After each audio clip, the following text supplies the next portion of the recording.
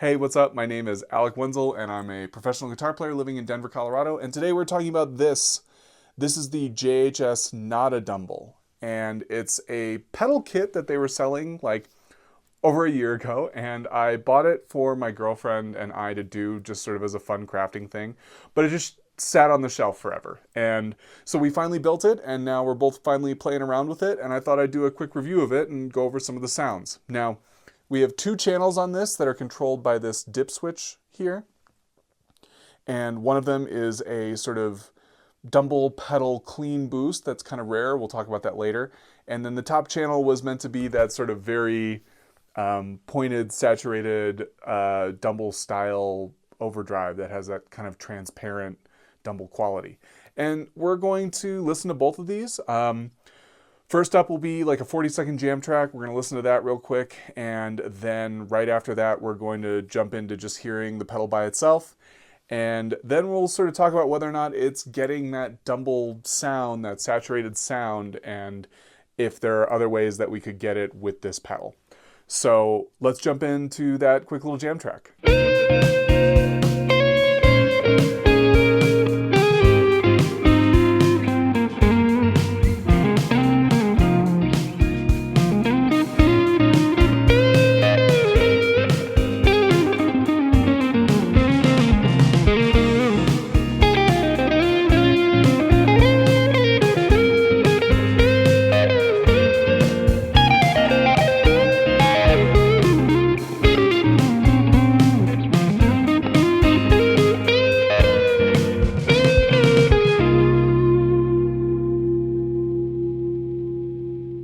If you're still watching this review of the NOTADUMBLE, please like and subscribe. That kind of thing really helps me out. I'm trying to grow the channel, and it's free to you. The buttons are right below. Please hit that subscribe button.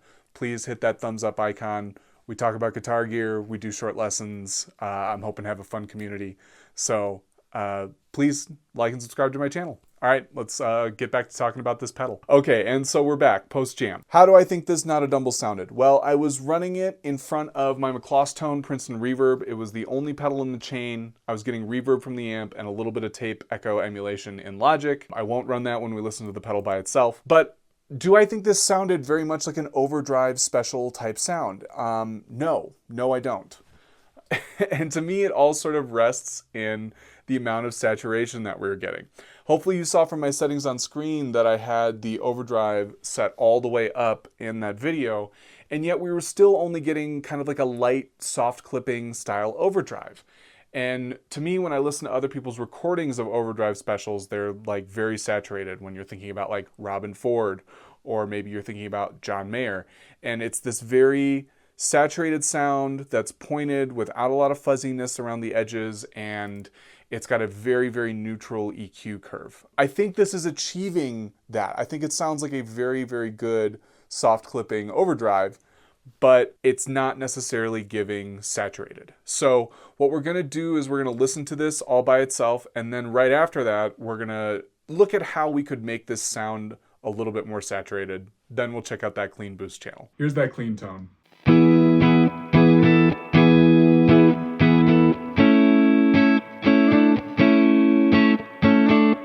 Here's the pedal.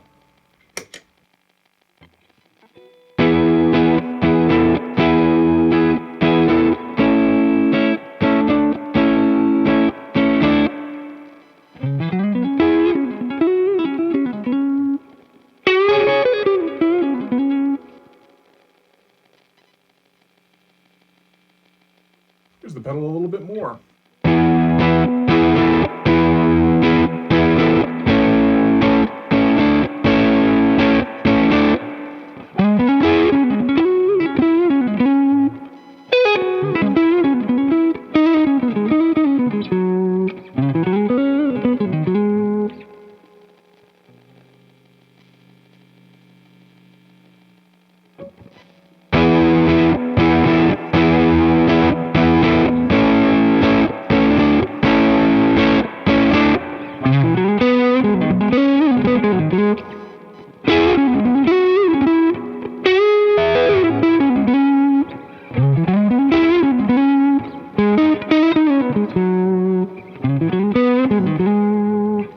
All right, so we just heard the NOTADUMBLE isolated all by itself in front of the Princeton Reverb. Nothing going on in post. There's no extra EQ. There's no extra delay or reverb or anything. It's just the pedal all by itself. But one difference that I do want to note, and you would have seen this on screen with my settings, is that I had the EQ set for 6 here. In the sort of intro jam track that I did, I had the EQ set for 10 so I could have a little bit more brightness for the lead against the backing track. But here we just wanted a little bit more neutral, warm sound so we could hear the pedal all by itself. And I thought it sounded great. We heard 3 gain settings on the pedal, what its low gain, medium gain, and high gain would kind of be. But again, we still didn't really achieve that very saturated Overdrive special sound, that Robin Ford, John Mayer style saturation. And that's okay, right? I still think that this is an amazing pedal. And what I think it's great for is being the sort of first distortion in your chain. I play clean amplifiers a lot because I'm using it as a clean pedal platform. I need a lot of different sounds, so I'm using these different tools to sort of tone shape. And what's great about the NOTADUMBLE is because of its sort of soft clipping nature and its, you know, very neutral style EQ, is you can get a lot of sounds out of it by putting gain pedals or EQ pedals before or after it, to, you know, start with a low drive and then make the drive heavier or change its EQ character later in the chain. So I think it's awesome for that. But if we wanted to achieve a like sort of high gain saturated sound with this pedal, how would we do it? Well, the first way that we would do it is through running it into an already driven amplifier. If you were running this into some sort of Fender Tweed amplifier that was already broken up, you could use this pedal with its gain to push the volume and drive into a very saturated place, and I think that would sound awesome. It'd be the same story with like a Marshall style already broken up amplifier. But if we're playing clean amplifiers, like I sort of mentioned a second ago, how are we going to do that? Well, we're going to do that through gain stacking. And I have another video about pedal board order, but one way that we achieve a more saturated gain sound is through layering 2 overdrives right next to each other. This is how I like to get a lot of my solo tones live. Step on 2 pedals, get that very nice saturated sound. And while that might sound like a lot of work, I think it works pretty well. And we're going to do that here. So I'm going to get a very common pedal that we all have access to one way or the other. It's going to be just a basic Boss Blues driver. We're going to stack these 2 together with different gain settings to try to get that more saturated tone. So let's hear what that sounds like. Clean tone.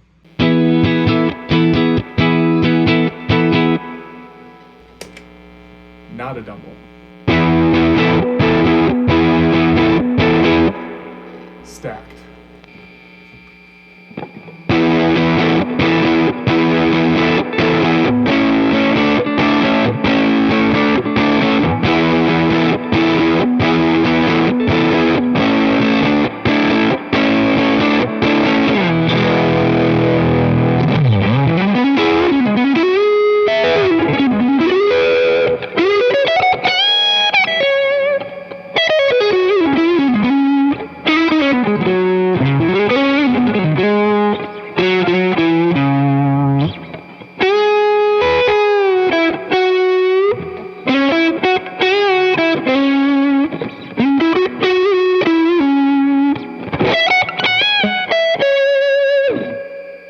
All right, so what we got there was a nice saturated tone.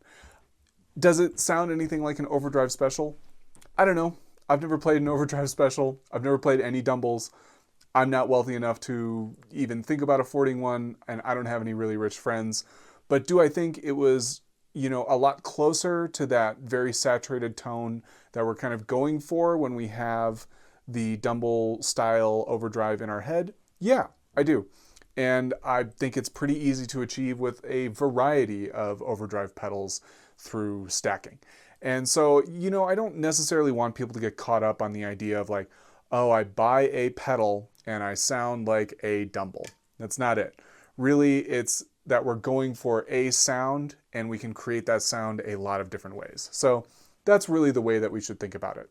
So now we're going to talk about the clean channel on the NOTADUMBLE. This has 2 channels, right? And like I said earlier, controlled by this dip switch. All the way up is the overdrive channel, down is the clean boost channel. So I kind of gloss over clean boosts a lot because I think that they're a dime a dozen. You can get really nitpicky about them. They have different qualities. I like lots of them, but at the end of the day, they make your clean sound louder, and sometimes they're adding some slight EQ change. The way that this one works is our input volume is going to turn up gain and bass when you're turning it up, and it's going to turn down gain and bass when you're turning it down, right? It's just a simple gain and bass cut. And then the output is how loud it is. I'm not going to spend a ton of time on this, but I'm going to compare it really quickly to another clean boost that I have, my favorite clean boost, the Keeley Katana, which works very much the same way. I think it's kind of similar. I'm going to match these as best I can to sort of show you that clean boosts are clean boosts. And this one probably sounds good, but it's not the reason that I would buy the pedal. No pedals. Clean boost on the NOTADUMBLE. Clean boost on the Keeley Katana.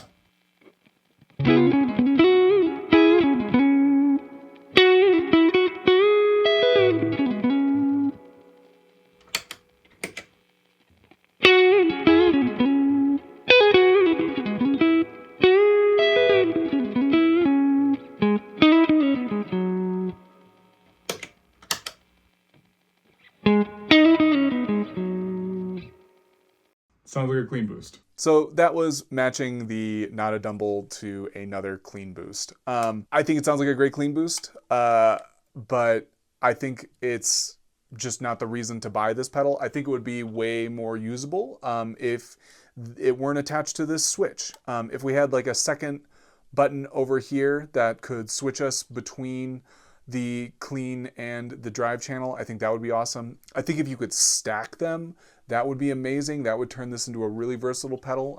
It would be a way to get a lot closer to that like pushed saturated gain sound if you could have both of these channels engaged at the same time. So if you're somebody who's into modding and wants to, drill another hole here and add an LED and put another switch in, I think that would be a really rad use for this pedal. All right, and so that was all the sounds that we can get with the JHS NOTADUMBLE. Something that we didn't really talk about in this video is that it's actually discontinued from JHS because of kind of a fun reason. I know it's something that drove Josh Scott crazy. He put out a whole video about it. I would encourage you to go watch it. I'll link it on screen somewhere. But he talks about how he had to discontinue this because he put the wrong clean boost in this pedal. We all thought it was going to be the John Mayer Box It Later pedal, which was based on a different Dumble pedal, I think called a Box Later. And that pedal is a clean boost with a send and return loop inside of it so that you can boost another pedal that is in the effects loop of this clean boost. And that's not what we got in this pedal. We got a different, more rare boost from Dumble that John Mayer also owns called the Dumble BBC One. I think in the video you hear them and they both sound like awesome clean boosts. I wasn't upset by this at all. It was just a cool piece of history and a fun video to watch. So I think it's all interesting. I think it's all fun. So if you already have one of these, I think it's awesome. I think you should hang on to it.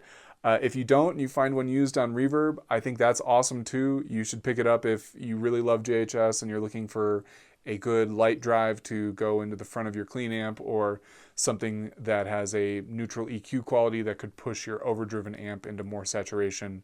I think it has a lot of awesome use cases. I had a lot of fun making this video. So yeah, if you have one, let me know. If you don't, and you can find one for cheap, try it and let me know. But cool pedal. Overdrives are cool. Pedals are cool. I hope you had fun listening. Again, my name is Alec Wenzel. If you haven't already, please like and subscribe. Like I said earlier, that kind of thing really helps me out. It means the world to me. I'm trying to grow the channel, and it's free to you. The buttons are right below the video. It's super simple. We talk about guitar gear. I do short lessons, and I'm hoping to have a fun community someday. So I hope you'll join it and subscribe. Thanks so much. Again, my name was Alec Wenzel, and I hope to see you back on the channel. Bye.